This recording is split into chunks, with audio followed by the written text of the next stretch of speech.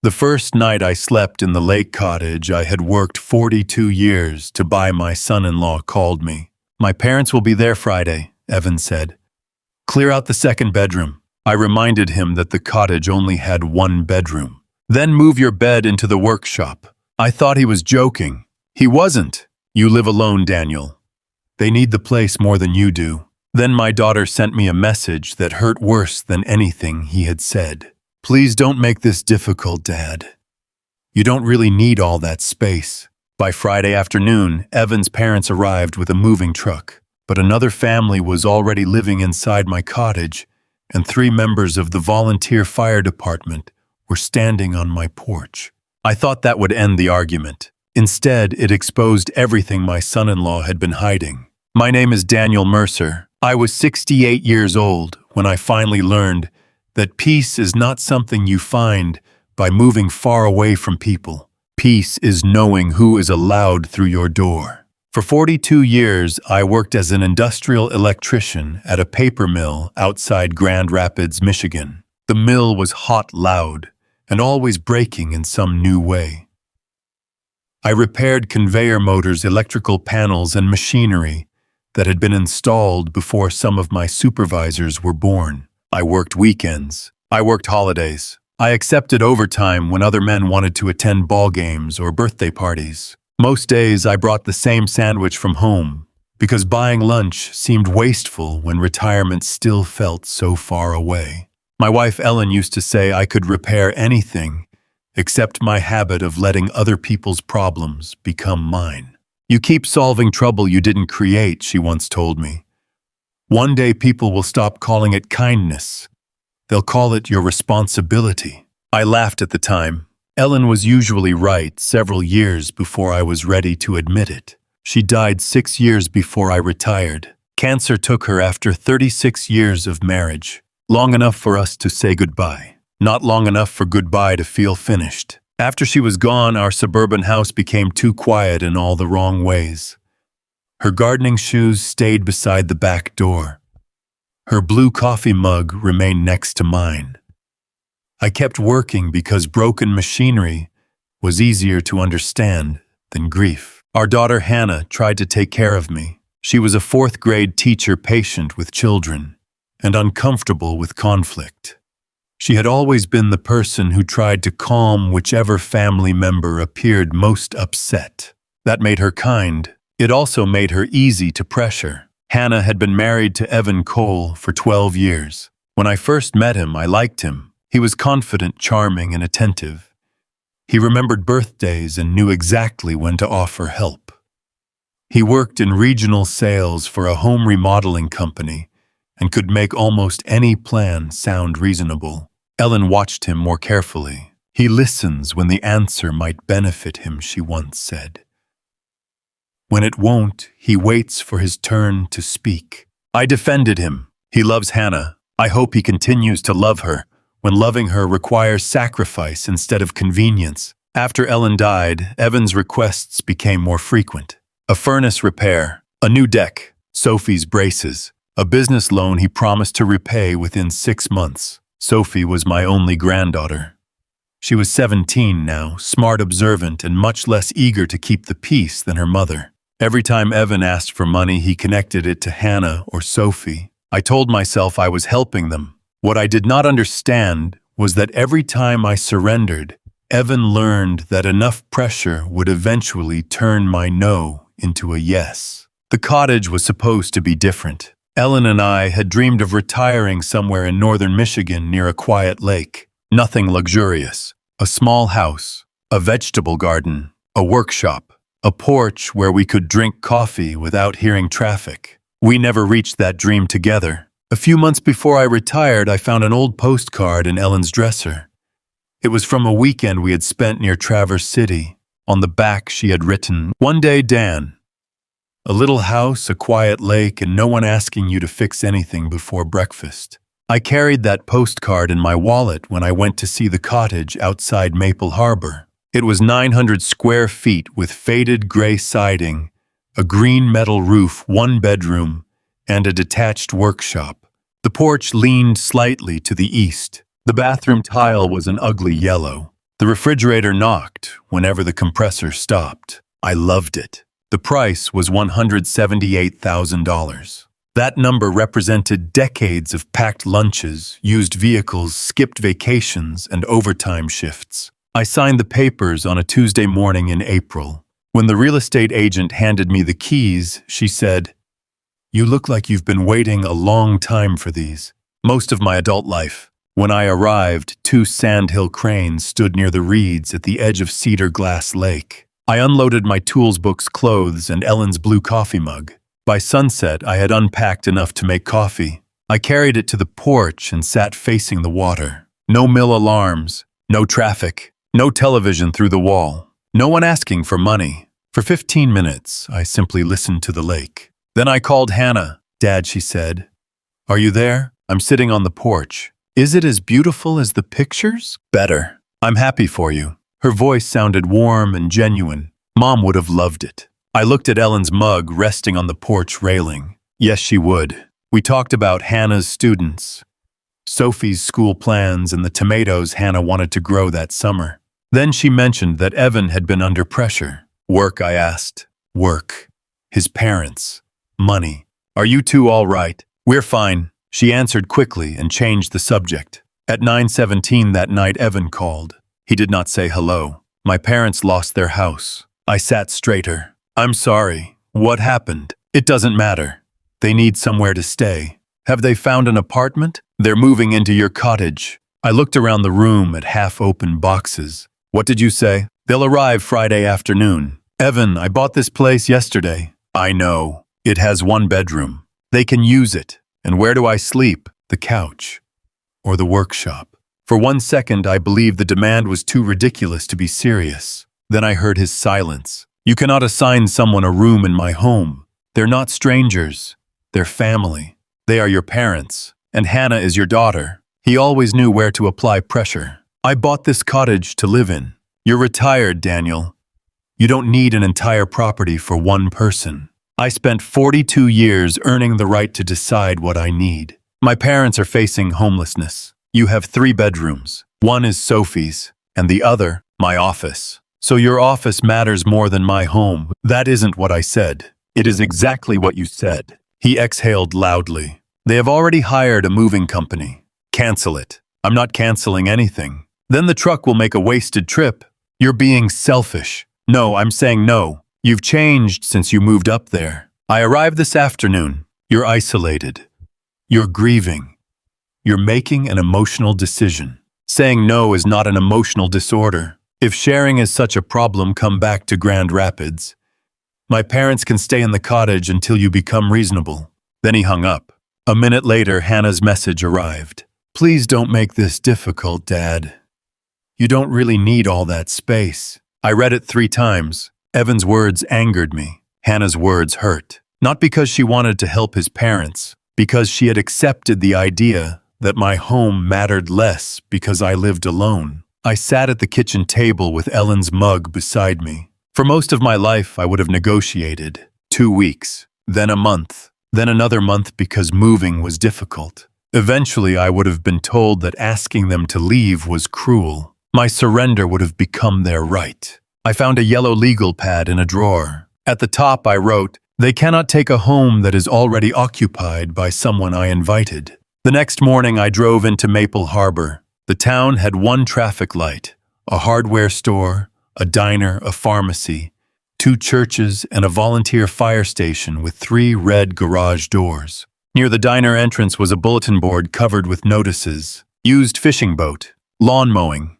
church supper, missing orange cat. 1 page showed a photograph of a young couple with 2 children, local family displaced after apartment fire. Aaron and Julie Brooks had lost most of their belongings after an electrical fire damaged the apartment below theirs. Aaron volunteered with the fire department. Julie worked at the pharmacy. Their children, Lily and Noah, were 9 and 7.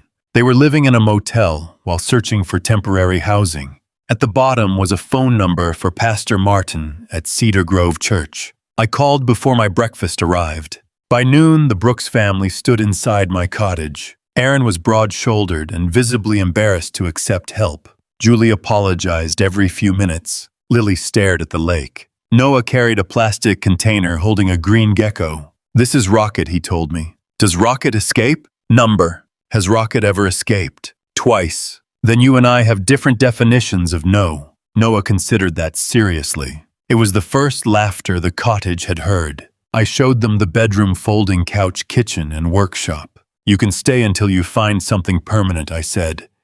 Pay the electric bill and keep the place clean. Aaron shook his head. This is too much. It's my choice. Before giving him the keys, I told him about Evan's parents. His expression became cautious. Are we here because you need someone inside the house? You're here because your children need somewhere safe to sleep. The fact that your presence prevents someone else from taking the house without permission is a useful coincidence. Aaron studied me. Fair enough. By Thursday, members of the volunteer fire department had helped the Brooks family move their surviving belongings into the cottage. Someone donated bunk beds. Someone else brought kitchen supplies. I spent the afternoon repairing the porch railing while people came and went. For the first time since Ellen's illness, I felt useful without feeling used. Friday arrived cold and bright. At 1:30, a white moving truck entered my driveway. Evan's black SUV followed. I stood near the workshop with Aaron and 2 firefighters. Julie was inside unpacking. Lily and Noah were drawing with chalk near the porch. Evan stepped out first. His parents followed. Roy Cole was 69, silver-haired and heavy around the middle. He wore the offended expression of a man who believed the world had failed to deliver something he was owed. Patricia wore oversized sunglasses and a cream-colored coat. She stared at the fire trucks, the children, and the furniture on the porch. "What is this?" she asked. Evan looked at me. "What did you do?" "I invited guests." Roy pointed toward the cottage. "We're supposed to be living there." "No, you are not." Evan crossed the yard quickly. "We discussed this. You informed me of your decision." I rejected it. He lowered his voice. "Don't create a scene. You brought a moving truck to my house." Patricia looked toward Julie, who had stepped onto the porch. "You gave our room to strangers. There was never a room belonging to you." "We have nowhere else to go," Roy said. "You have a son with a 3-bedroom house." "Evan needs his office," Patricia replied. I looked at him. "So your office still matters more than my home." "This is not about my office." The moving truck driver approached holding a clipboard. "Are we unloading here?" Evan said yes. I said no. The driver looked between us. "Who owns the property?" "I do." "Do you authorize the delivery?" "Number." He nodded. "That answers it." Patricia removed her sunglasses. "You knew we were coming. I told Evan not to bring you." "He said you would calm down," Roy snapped. I looked at Evan. "You promised them my cottage before asking me. I knew you would help once you understood." I understood immediately. Roy looked toward the lake. "A place like this rents for a fortune in July. You could stay in Grand Rapids during summer and let us manage it." The real plan revealed itself earlier than Evan wanted. "You intended to rent my home to tourists. It would generate income for everyone," Evan said. "For everyone, for the family. I am the person who paid for it." Patricia looked at Lily and Noah. "They're young. They can stay in a motel." Julie pulled the children closer. "They lost their apartment in a fire," I said. "You lost your house for reasons no one has explained." "That is private," Roy said. "Then your housing problem is private too." Evan stepped close enough that I could smell his cologne. "You are humiliating my parents." They arrived with a moving truck after being told no. "You planned this. I prepared for you to ignore me." His face reddened. "You're enjoying it." The accusation hit closer than I wanted to admit. A small part of me had felt satisfaction when the moving truck driver asked who owned the property. After years of swallowing disrespect, being able to answer clearly had felt good. But satisfaction was not why the Brooks family was there. "No," I said. "I am protecting something I earned." Evan looked toward the firefighters. Everyone had stopped moving. He understood that he could not threaten me without revealing himself. He turned to his parents. "Get back in the car." Patricia did not move. "Where are we going?" "We'll find another motel." "I told you Daniel would do this," she snapped. "You promised that once our furniture was inside, he wouldn't force 2 old people back out." The yard became silent. Even Evan looked startled that she had said it aloud. I met his eyes. "So that was the plan." Patricia realized her mistake. I didn't mean, you meant exactly what you said. Roy pointed at me. This isn't over. It should never have started. They left with the moving truck following behind them. Gravel sprayed from beneath Evan's tires. Noah watched until the vehicles disappeared. Were those bad people, he asked. Julie immediately said, no, sweetheart. I looked at him. They're people making bad choices. Are they coming back? Not while I'm here. That evening, the Brooks family insisted I stay for dinner. 6 of us crowded around the small table. Someone spilled milk. A fork fell to the floor. Noah explained everything Rocket ate, and several things Rocket refused to eat. It was not the quiet retirement I had imagined, but it did not feel like an invasion. It felt like life. My phone rang before dessert. Hannah, Dad, what happened? Evan brought his parents after I told him not to. He said you arranged a public humiliation. I invited a family displaced by a fire to stay temporarily. You knew Roy and Patricia were coming. I knew Evan intended to ignore my answer. They're back in a motel. Their furniture is still on the truck. That was Evan's decision. Couldn't the other family have stayed somewhere else? I looked across the table at Julie helping Noah clean the spilled milk. Hannah, listen to what you're asking. I'm not saying they don't deserve help. You are asking me to remove 2 children from a safe home because your husband promised my property to his parents. They're his parents, and I am yours. Silence. The words landed between us. That's not fair, she whispered. No, it isn't. She ended the call. Over the next 2 hours, 3 relatives called me. My brother Thomas, my cousin Brenda, a former neighbor. Each had heard a version in which I was grieving isolated and behaving unpredictably. Evan had begun rewriting the story before he reached the highway. The following morning, I offered to meet Roy and Patricia at a restaurant in town. I had found a furnished senior apartment about 40 minutes from Hannah and Evan. I was prepared to cover the deposit and first month. Not because I owed them, because I wanted to know whether they needed help or wanted control. They arrived 20 minutes late. Neither ordered food. I placed the apartment brochure on the table. This unit is available Monday. I will cover the deposit and first month. After that, you manage the rent. Patricia barely looked at it.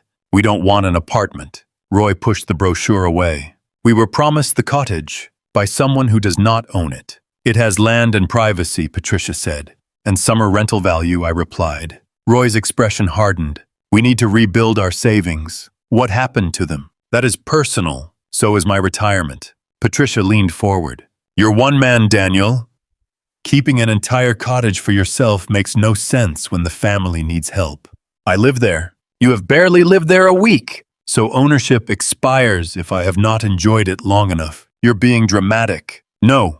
I'm asking why your emergency housing plan includes earning money from my property. Roy looked away. Patricia rolled her eyes. You care more about furniture and memories than living family. What memories? Ellen's things. She said my wife's name like it was an inconvenience. She's been gone 6 years, Daniel. At some point, you need to stop using grief as an excuse to be selfish. The restaurant continued around us. Coffee poured. Dishes clattered. But for me, everything became very quiet. I folded the apartment brochure and returned it to my pocket. My offer is withdrawn. Roy stared at me. You said you would pay. I offered help to people in trouble. You do not want help. You want access. You can't leave us in a motel. You have a son. He has responsibilities. So do I. One of them is respecting myself. I stood. Patricia shook her head. I never thought you were this kind of man. Neither did I. I left before anger made me say something cruel. That afternoon, Hannah called again. Patricia said you withdrew the apartment. They rejected it. She said they wanted time to consider. They wanted the cottage. They're desperate. Desperation explains behavior. It does not excuse it. She says you became angry when she mentioned Mom. She said Ellen had been gone long enough that her belongings should no longer matter. Hannah became quiet. She shouldn't have said that. But you can't punish them because she said something cruel. I am not punishing them.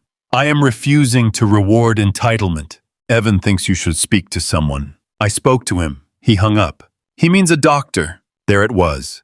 The argument had changed. I was no longer selfish. I was becoming mentally unwell. Hannah, Do you believe I'm losing my mind? I think you're grieving and isolated. I bought the cottage because I wanted quiet. You gave it to people you had never met. I chose to help them. You could have chosen his parents. I offered them an apartment. That isn't what they needed. No, it was not what they wanted. She ended the call crying. 2 days later, Evan posted a photograph of my cottage on Facebook. Hard watching an aging parent isolate himself and make impulsive choices. We are trying to support Daniel and protect him from people who may be taking advantage of his grief and generosity. Please keep our family in your prayers.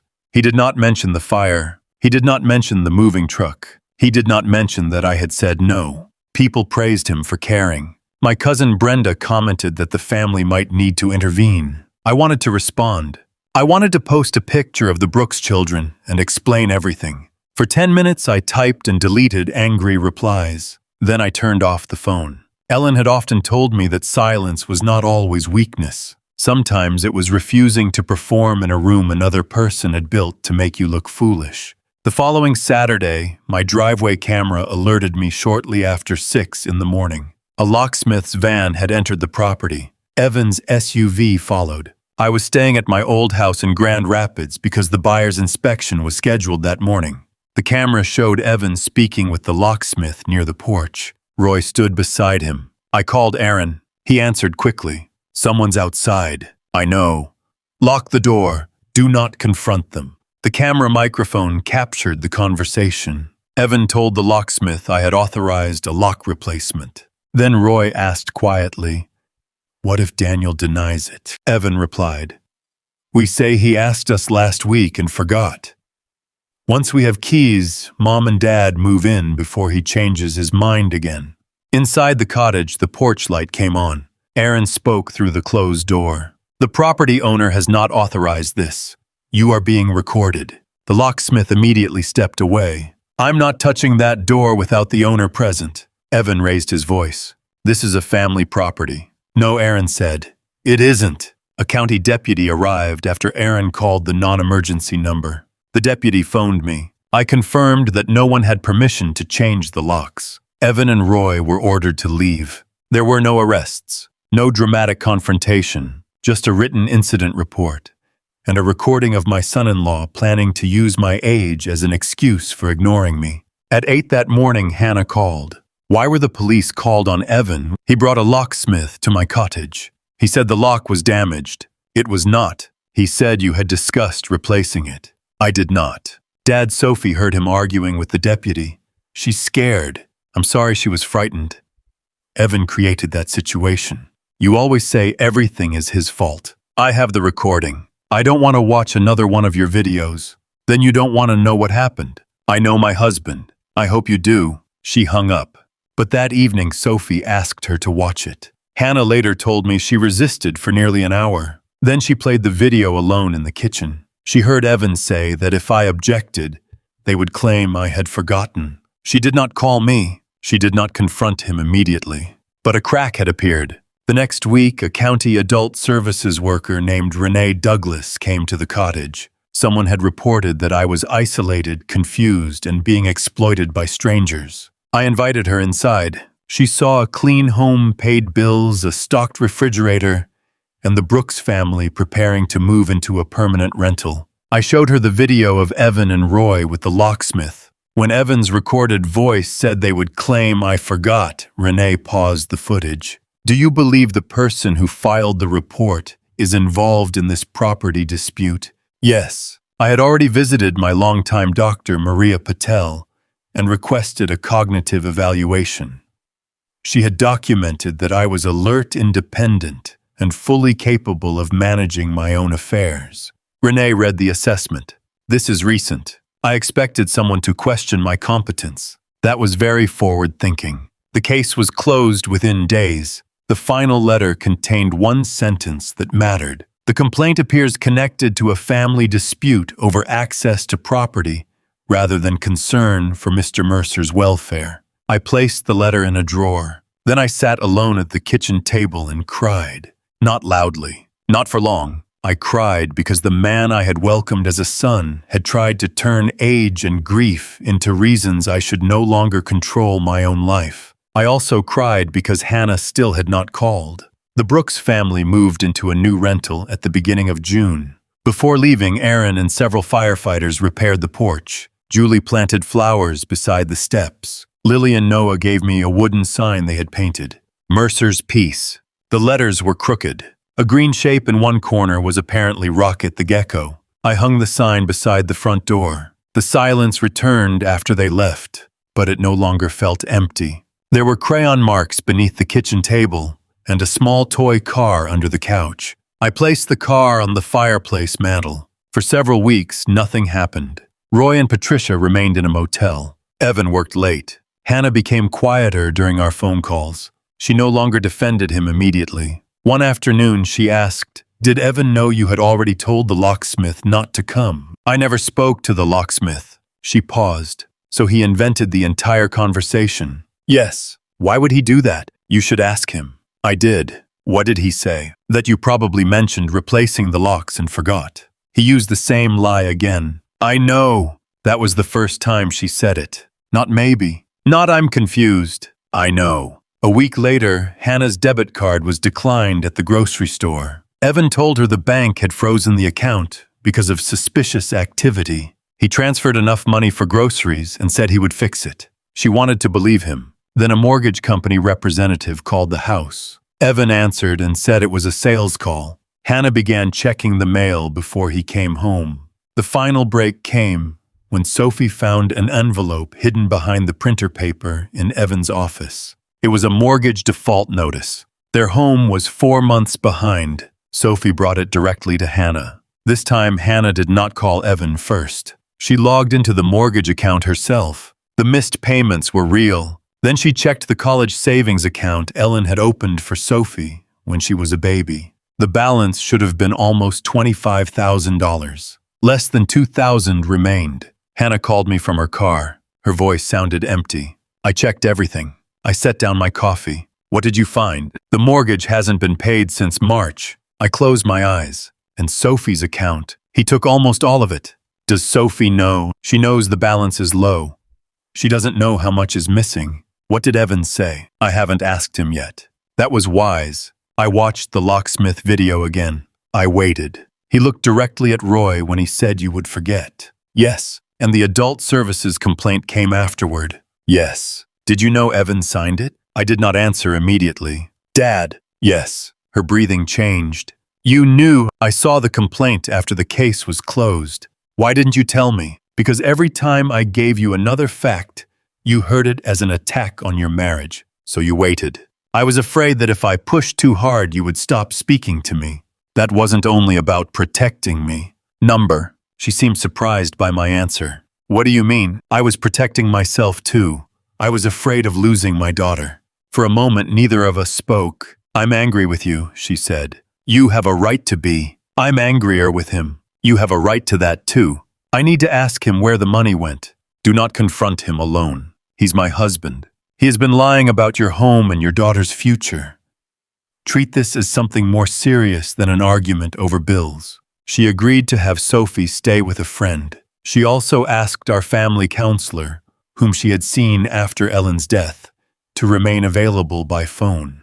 That evening, Hannah confronted Evan. At first, he blamed banking errors. Then he admitted moving the college money into an investment. When she demanded to see the investment records, he said the deal had failed. When she asked why the mortgage was unpaid, he said he had been managing temporary cash flow problems. Then she asked about Roy. Evan became angry. He told her she had been speaking to me too much. He said I had poisoned her against him. When she refused to stop asking questions, he punched a hole in the pantry door. He did not touch her, but Sophie heard the impact from the driveway, where her friend's mother was waiting. Hannah left that night. She and Sophie stayed at my old house, which had not yet closed. The following morning, Evan arrived. I was waiting on the porch. He walked toward me with his jaw clenched. You took my wife and daughter. They left after you punched a door. That was between Hannah and me. Your daughter heard it. Get out of my way. Number. He stopped at the bottom of the steps.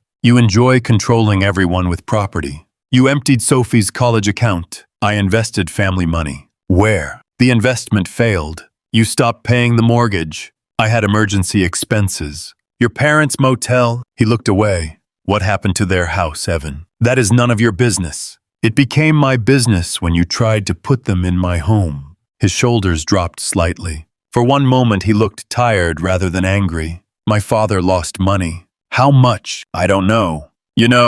Almost 60,000. Gambling, sports betting, online poker, personal loans. You used Sophie's college money to cover Roy's gambling debts. I was trying to save my parents' house. They lost it anyway. The renovation deal was supposed to recover everything. And when it failed, I needed more time. So you stopped paying your own mortgage. I was covering their motel storage and debts. And the cottage, it solved several problems. For you, for the family. You intended to let your parents live there and rent it during summer. It could have earned thousands. My home. You were barely using it. The words came out naturally. That was what he truly believed. If something belonging to me was not being used in the way Evan preferred, he had the right to reorganize it. The front door opened. Hannah stood behind me. Evan's expression softened immediately. Hannah, please, come home. She stepped onto the porch. Did you take Sophie's money to pay your father's gambling debts? I was trying to protect everyone. Did you stop paying our mortgage? Temporarily. Did you intend to rent Dad's cottage? It would have solved the problem. Did you file the adult services complaint? He hesitated. That hesitation answered her. I was concerned. You were concerned after he refused to give you the cottage. Your father was behaving irrationally. He said no. He gave the cottage to strangers. He chose who stayed in his home. Evan stepped toward her. We can still fix this. How? He looked at me. Daniel can help. Even then, after everything, his answer was my money. He sold this house, Evan continued. He has retirement savings. The cottage has value. We consolidate the debts, restore Sophie's account, and start over. Hannah stared at him. You still think this is his problem to solve? We're family. You only use that word when you want something. That isn't fair. You used our daughter's future to save your father from consequences. I panicked. You used my father's grief to convince people he was losing his mind. I was under pressure. You hid our mortgage. I was trying to protect you. No. You were protecting yourself from my reaction. Evan pointed toward me. He's enjoying this. He has always wanted you to leave me. I spoke before Hannah could answer. That is not true. You never respected me. I respected the man I thought you were. Hannah stepped between us. This is not about Dad. Hannah, no.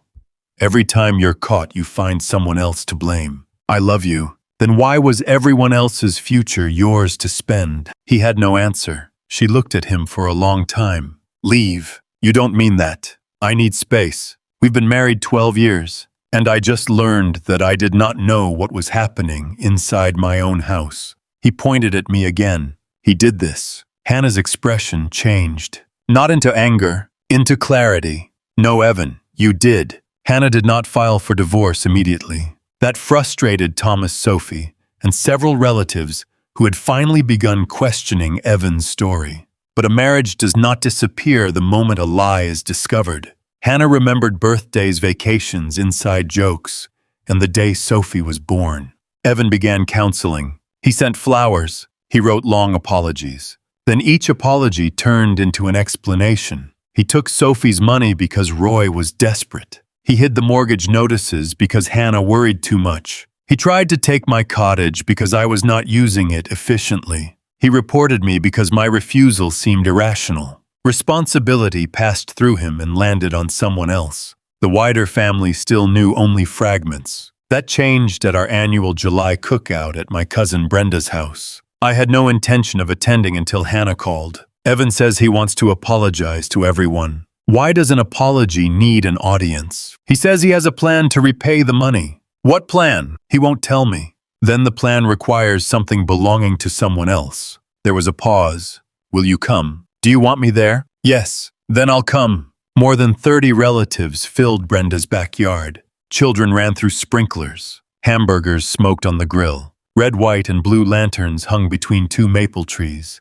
Conversations quieted when I arrived. Evan stood near the patio with Roy and Patricia. A stack of papers sat on the table beside him. Thomas walked over. He's been calling it a family solution. Of course he has. After lunch, Brenda tapped a spoon against her glass. I know the last few months have been difficult, she began. Evan asked for a chance to speak. Evan stepped forward wearing the calm expression he used during sales presentations. I have made mistakes, he said. Financial decisions were made under extraordinary pressure. He described Roy's gambling as a family crisis. He called Sophie's missing money a failed investment. He called the unpaid mortgage a temporary cash flow problem. Then he looked toward me. Daniel's grief and isolation have made communication difficult. No one wants to take his cottage. We want to protect it for the family. He lifted the papers. I've spoken with a financial consultant. The cottage can be placed under shared family management. Daniel would continue living there, but Hannah and I would help make major decisions. Hannah stood. You never discussed this with me. I'm discussing it now. Is my name on those papers? Yes, we would manage the cottage together. Why? It could produce seasonal rental income. That income could rebuild Sophie's college account and stabilize the family. Sophie stared at him. You want Grandpa's house to replace the money you took from me? Evan softened his voice. I want to repair the damage with something that isn't yours. It will eventually belong to the family. I walked toward the patio table. May I ask one question? Evan smiled as though welcoming a reasonable discussion. Of course. Did I authorize you to bring a locksmith to my cottage? The lock was damaged. I opened my laptop. The driveway video appeared. Everyone watched Evan speak to the locksmith. Then Roy's voice came through the speakers. What if Daniel denies it? Evan answered. We say he asked us last week and forgot. Once we have keys, Mom and Dad move in before he changes his mind again. The video ended. No one spoke. I closed the laptop. That was the only evidence I presented. I did not need to explain the mortgage. Hannah knew. I did not need to explain Sophie's account. Sophie knew. I did not need to explain the management agreement. Evan had brought it himself. Patricia began crying. This is cruel. Hannah looked at her. What part is cruel, the recording or what he said? Patricia looked toward Evan. You told us Daniel had agreed to the rental plan. Mom, you said once we moved in, he would be too embarrassed to make us leave. Stop talking. You promised the summer rentals would repay Roy's loans. The last part of Evan's story collapsed under his own mother's words. He turned toward her. You misunderstood.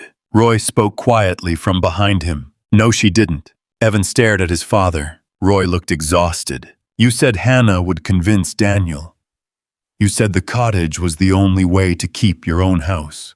The yard became completely silent. Hannah picked up the proposed management agreement. You lost our daughter's money, she said. You stopped paying our mortgage. You tried to take my father's home. And now you brought papers asking us to let you control it. I am trying to fix what happened. No. You are trying to find one more person to pay for it. Hannah, please. You said this was an apology. It is. But an apology without a solution changes nothing. You still think a solution means taking something from somebody else. Evan looked toward Sophie. I will replace every dollar. With Grandpa's cottage, she asked. He did not answer. Tears ran down Sophie's face, but her voice remained clear. You kept telling me Grandpa was selfish because he wouldn't save us. Sophie, you never told me we needed saving from you. The sentence struck harder than shouting could have. Evan looked around the yard. Relatives who had praised his concern now avoided his eyes. He turned toward Hannah. Come home. We can discuss this privately. We are not ending 12 years over one terrible year. 1 year, her voice rose. You stole from our daughter. You hid our mortgage. You tried to take Dad's home. When he resisted, you told everyone he was losing his mind. I was afraid. So was he. She looked toward me. He lost Mom. He retired alone. His own daughter doubted him. Her voice broke. And he still never tried to take anything from us. Evan pointed toward my laptop. He came here prepared to humiliate me. Hannah looked at the papers in her hand. You brought a contract and a pen. He fell silent. For years, Hannah had kept peace by calming the angriest person in the room. That afternoon, she stopped being afraid of his anger. She picked up the pen Evan had placed beside the agreement. Across the signature page, she wrote 4 words in large letters: "I do not consent." Then she removed her wedding ring. She placed it on top of the papers. "This is the last thing of mine you get to make decisions about." Evan's face emptied. "You don't mean that." "I do. You are my wife." "Not for much longer." He looked toward me. "You won." I shook my head. "No. Everyone lost something because you refused to tell the truth." Hannah took Sophie's hand. Before leaving, she faced the family. "My father did not abandon us. We abandoned him when we decided that saying no meant something was wrong with him." Several people looked down. We believed the man performing concern instead of the man quietly telling us the truth. Then she and Sophie walked through the side gate. Evan remained beside the patio table. His agreement fluttered in the summer breeze. The wedding ring rested on top. No one moved to help him gather the pages. The divorce process began the following week. There was no dramatic courtroom victory. There were appointments, bills, arguments over furniture, and evenings when Hannah sat at my kitchen table unable to understand how a marriage could contain so many real memories and still end because of lies. The house had to be sold. After the mortgage and other debts were paid, little remained. Evan moved into a small apartment near his office. He kept his job. He was required to begin repaying part of the money taken from Sophie's account. He was not destroyed. He simply lost the comfortable life he had tried to preserve through other people's sacrifices. Roy entered a gambling recovery program. Patricia moved into the same modest senior apartment she had once rejected. Her sister paid the deposit. I did not. Forgiveness did not require me to continue protecting them from consequences. Hannah and Sophie moved to Maple Harbor at the end of summer. Hannah found a teaching position at the local elementary school. Their rental had 2 bedrooms, a small backyard, and brown kitchen cabinets Hannah immediately wanted to repaint. I helped with the moving boxes. I did not offer to pay every bill. We were rebuilding a family, not creating another form of dependence. Healing was not neat. Some days Hannah was angry with Evan. Some days she was angry with herself. Some days she was angry with me. One evening while we painted her kitchen, she set down her brush. "You should have told me sooner." "I know. You knew he signed the complaint." "Yes." "You knew more than you said." "Yes." "You were protecting yourself." "Yes." She looked surprised that I did not defend myself. I was afraid. I continued. "If I pushed too hard, I thought he would convince you to stop speaking to me." "Maybe he would have. That does not make waiting entirely right." She leaned against the counter. "I'm still angry." "You are allowed.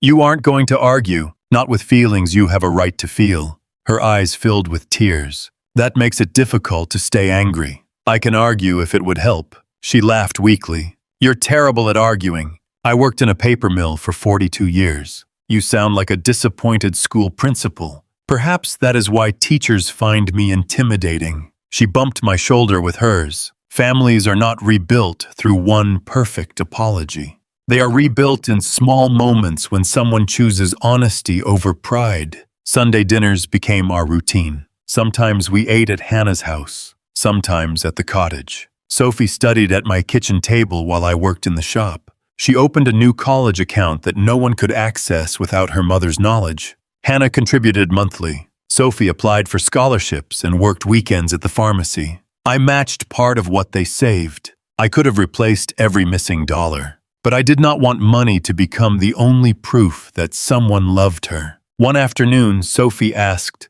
"What if Dad never repays everything?" "Then you build your future without waiting for him to become the person he promised to be." "That isn't fair." "Number." She waited for more. I shook my head. "Some things are unfair. The goal is not to pretend otherwise. The goal is to keep unfairness from owning the rest of your life." The divorce became final in October. Hannah returned to her maiden name. She and Sophie stayed near me, but they did not move into the cottage. That mattered. They had their home. I had mine. We visited because we wanted to, not because one person's life had swallowed another's. The following spring, the Brooks family returned for a cookout. Aaron had been promoted within the volunteer fire department. Julie brought a pie. Lily still wanted to become a veterinarian. Noah arrived carrying Rocket in a larger enclosure and spent 20 minutes explaining gecko humidity. Sophie brought a friend from school. Hannah stood beside the garden laughing with Julie. Children crossed the yard. Music played softly from the workshop. Noah noticed that the wooden sign beside the door had faded during winter. We should repaint it. The gecko still looks accurate, I said. It looks like a green potato. You painted it. I was 9. You were 9 last year. I have developed as an artist. He and Sophie carried the sign into the workshop. They spread newspaper across the workbench and argued about colors. When they finished, the letters were still crooked. The lake was brighter. The gecko looked slightly less like a potato. Beneath Mercer's piece, Sophie had added 3 smaller words. Chosen, not taken. I looked at the new line. Is that okay, Grandpa? She asked. I placed an arm around her shoulders. It's perfect. That night, after everyone had gone home, I hung the sign beside the door again. The cottage became quiet, but the quiet no longer represented escape. It represented safety. Escape means running somewhere people cannot reach you. Safety means knowing that even if they arrive, you will not abandon yourself to keep them comfortable. Before bed, I washed Ellen's blue mug and called Hannah. She answered laughing. You saw me 2 hours ago. I know. Is something wrong? Number. Then why are you calling? To say goodnight. There was a short pause. Good night, Dad. Good night, honey. I love you. I love you too. I placed the phone beside Ellen's mug and turned off the kitchen light. Outside, Cedar Glass Lake rested beneath the moon. The porch chairs waited for Sunday. The little cottage remained what I had wanted from the beginning. Not an investment. Not a solution to someone else's mistakes. Not a reward people could claim because they shared my last name. A home. My home. And this time, everyone understood the difference. So let me ask you, if your own child told you that you did not need the home you had spent your entire life earning, would you surrender it to keep the family together? Or would you risk losing the family to protect the last piece of dignity you still had?